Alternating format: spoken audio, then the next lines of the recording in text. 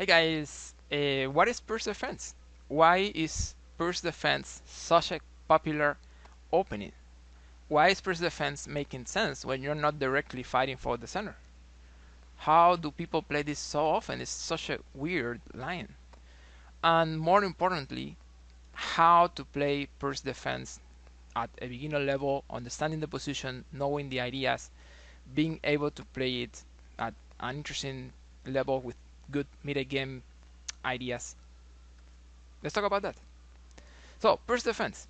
After e4, king's pawn, you're going to play d6. And then when white plays d4, you're going to play knight f6. And then when they play knight c3, you're going to play the move g6. So this is what they call Pirc Defense. It's a super popular line. I can tell you it's easy to learn. It's also easy to play. And also I can tell you it's super interesting and super strong for black pieces. So I could say very recommended this line. But let's try to understand it a little more, right? How is it a good idea? You're not putting the pawn on e or d5. In this video, I'm going to tell you the basics, the principles, the foundation of Pirc Defense, how you should play it, the things you should do, the ideas, where your pieces should go, how's the mid game, what's your plan. And all those things are going to be very useful because also I'm going to tell you the main lines white can play. But actually, you're going to understand the position very well. So even if your opponent doesn't get into the main line, which is going to happen a lot at a beginner level, that your opponents just develop pieces and they don't really follow any line, you will understand the position anyway, and you will know your ideas, you will know what you're doing, and you will know what you're trying to do. So you will have a plan, and you will have a precise idea during the game. So, Pirc Defense is what we call a hypermodern opening. This means that it's not like the super classical idea where, bring 2 pawns to the center or bring 1 pawn to the center and try to control it with 1 pawn. And then after that, you develop your pieces, improve your pieces around that pawn or around those pawns. And then, get some more space and those things. That's like the classic approach that we know from, many years ago. But in Pirc, we have something more modern. Like, not necessarily you need to control the center with your pawns. You need to control it, but maybe with the pieces it's also fine. Or maybe you are going to control it with your pawns, but not necessarily from move number 1 or from move number 2, right? Maybe at move number 5 or 10, you will break the center with your pawn. And this is still going to be very good, and it's going to work very well anyway. So that's the idea that I want you to get from this video. This is a hyper modern opening. You are still fighting for the center, but in a different approach. So, what's the plan here? Well, basically, you're going to develop your bishop over the fianchetto over g7. Your bishop is going to be probably the soul of the system here, because this is the great diagonal, and you're putting pressure in the center, which is one of the ideas in Pirc. You want to put pressure there, and very often you will use this pawn to support breaks either on e5 or on c5. So basically that means that you're playing here or here, probably at the end of the opening or at the beginning of the mid game. You're going to play one of those moves. So yeah, that's the idea with the bishop and the breaks in the center. Also, something you should understand very well is that in Pirc, you are going to play either in the center of the board, right, reacting over here, or on the queen side. So that's the area where we are going to be working.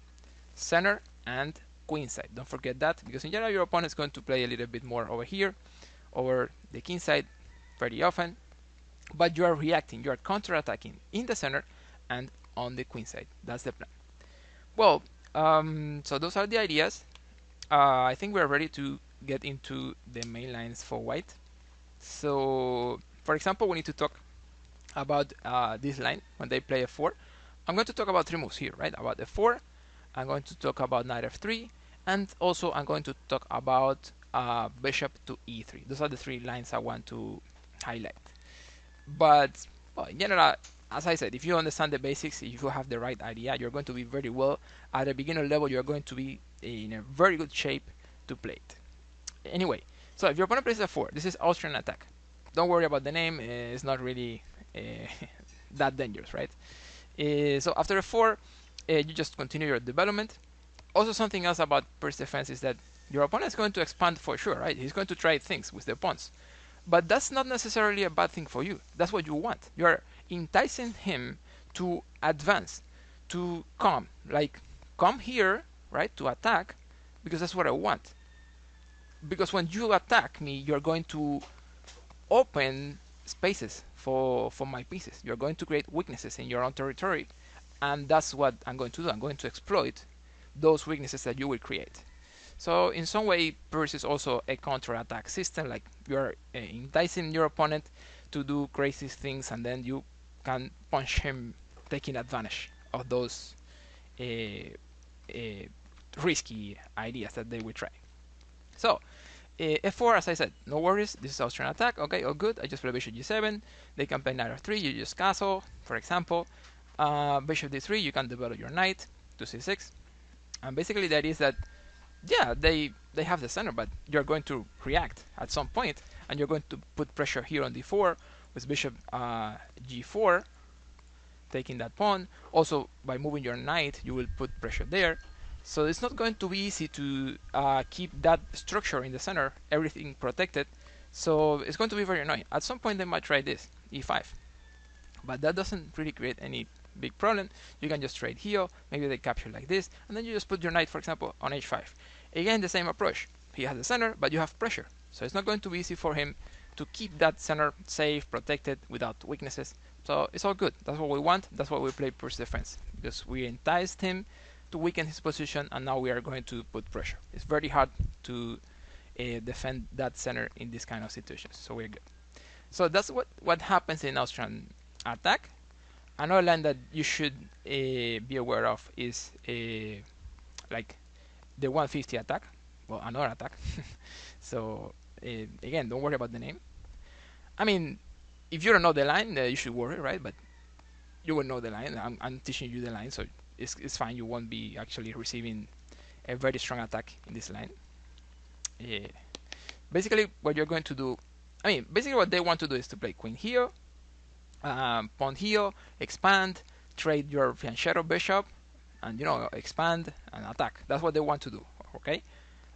But we know it, so we don't need to castle. It's not like, okay, you want to attack on the king side, I castle there, and you attack my king and give me mate. That's not what we are doing, right? So we know he wants to attack there. Basically, we are not castling so quickly. Like, okay, if you're going to attack so easily there, well, then I don't castle. I delay a little. Maybe I go to the queen side. I have many options. Maybe I stay in the center for some time. So that's the idea. Here you're going to play this move, c6. So the idea is that you want to control the center and you want to expand on the queen side with this move. After c6, usually they play queen d2. You can play b5. Here you have ideas like b4, attacking the knight. The knight is the defender of this pawn, so you might be taking that pawn. So in general, they will play this, defending, but also reinforcing the advance of the g pawn on the king side. So they can play f3. All good. Here we can continue with our development. We just play here knight d7. And basically we are trying to play on the queen side. This is something we said earlier at the beginning of the video. We said you're going to play in the center on the queen side. That's what we are doing right now. So knight d7, they play g4, and you just develop your knight over here to b6. You can go here later. You can develop your bishop over b7, depending on the situation. And your queen can go to c7. You are still playing b4. You're still playing knight c4. So there are many ideas here. For example, you can also play a6 to defend the pawn and play c5 later. So your bishop is super good on the diagonal. So you're also opening the file.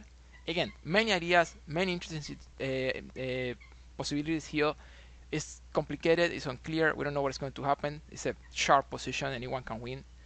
But again, it's interesting, it's unclear. It's not like white is winning because they have the center with 2 pawns. It's not like that. That's not the way it works. This is hyper-modern opening. This is different, and this is not like the classical approach. So we are good. You have counterplay here. So, usually they play like h4 here, for example. In some positions you can play h5 to stop his attack. Make sure he's not advancing that much, like wait there, and then I continue making progress on the queen side. So that's the way we play against a 150 attack. Again, if you know the line, it's actually very playable. We are totally okay in this kind of positions. Finally, I want to show you how to play when they play the classical approach. The classical approach is when they play a natural development, like a knight f3 here. You're going to develop, and the normal move here is bishop e2. Although, I need to tell you something. Very often, at beginner's level, you're going to see the move bishop c4, which looks better, but it's not better. If they play bishop c4, the bishop is a target to ideas like knight e4. So what do? We castle first to make sure there are no tactics or threats. They can castle, and then you can destroy his center with this move, knight takes e4. If they capture, you just play d5, and they can move the bishop, you capture the knight, they capture back. This position is going to be very good for black. I mean, more or less equal, right? It's not like you have the advantage or anything, but I mean, they got the center, you destroyed his center, you have good development, you still have pressure. It's an interesting position, you still have your bishop, so it's very playable, it's totally okay. I mean, you're playing with black, so if you're playing with black, you get equal position, we are good, that's what we need, at least. So it's fine. Here you can play, for example, 97 is what they recommend. And as I said, very nice and normal position here, totally playable. So that's why in the classical they should not play bishop c4 that much, but they're going to play it a lot, right? But in general, the right move is bishop e2, and well, here you castle anyway. They can castle also, and here, many good moves. Basically, we are going to continue with the approach I mentioned earlier about how to play Pirc Defense. I said play in the center, play on the queen side. So that's what we're doing. Don't forget your bishop in the fianchetto is also super important. In this position, normal moves are like, we can talk about c6, we can talk about knight c6, we can talk about bishop g4, for example. So c6, knight c6, bishop g4, those are typical moves in this kind of positions. In general, you're going to be very well, very playable, totally interesting, and of course, we are still using this, we are still applying these ideas from Pirc Defense that we mentioned. Pressure in the center, and play and counterattack in the center and on the queen side. So basically those are the main ideas we need to know about Pirc Defense. As I told you, it's a hyper-modern attack. Very often your opponents won't be familiar with this kind of openings, so they might think they are better than they really are in the positions, right, they get. So that's also something we can take advantage of to counterattack and create problems. Of course, Pirc Defense is much more than what I just said here, right? I just mentioned some basics, and I just mentioned the three main ideas. White can play, but very slightly. But keep in mind that if you guys like this video, if I see the video is performing well and you are actually wanting to see more content about Pirc, of course, I will include it. I will talk about it a little bit more. I will give you more ideas about how to play in these three main lines, and also how to play when white plays other lines besides the three main ideas: Austrian, 150, and classical. So, guys, if you like the video, please let me know, give me some like. If you think this was helpful, also feel free to subscribe to the channel. Any question, please let me know in the comments below. So, thank you so much, take care, and I'll catch you guys in the next.